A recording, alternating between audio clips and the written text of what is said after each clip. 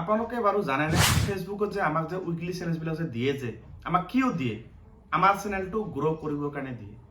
মানে আপোনালোকৰ চেনেলবিলাক যেতিয়া নতুনকৈ আপোনালোকে প্ৰফেচনেল মোডটো অন কৰিছে, যেতিয়া আপোনালোকে ষ্টাৰ্ট কৰিছে, তেতিয়া আপোনাক এইবোৰ উইকলি চেলেঞ্জ আপোনাক দি থাকে। মানে সপ্তাহত আপোনাক 7টা ৰিল দিব, ফলোৱাৰ্ছ ল'বলৈ দিব আপোনাক 30টা এই সপ্তাহত, ৰিল দিব ক'ব আপোনাক 4টামান, আপোনাক লং ভিডিঅ' দিব ক'ব 2-3টামান, আপুনি ৰিপ্লাই কমেণ্ট কৰিব কৈছে, বুজিছে, ফটো আপোনাক পোষ্ট কৰিব কৈছে, ষ্টৰি পোষ্ট কৰিব কৈছে।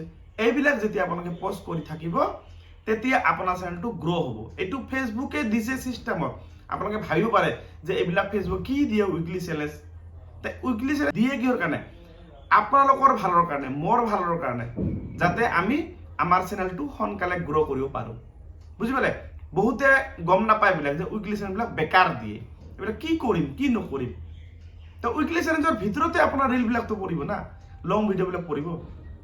প্ৰত্যেকটো বস্তু আপোনাৰ উইকলি চেলেঞ্জৰ ভিতৰত। আৰু এইবিলাক দিয়াৰ কাৰণটো কি? এইবিলাক দিয়াৰ কাৰণ হৈছে মেইন আপোনাৰ চেনেলটো, তেতিয়াহে আপোনাৰ চেনেলটো গ্ৰ' হ'ব সোনকালে। গতিকে এই কামখিনি আপোনালোকে কৰি যাওক আৰু চেনেলটো জলদি কৰি আপোনাৰ গ্ৰ' হৈ যাব।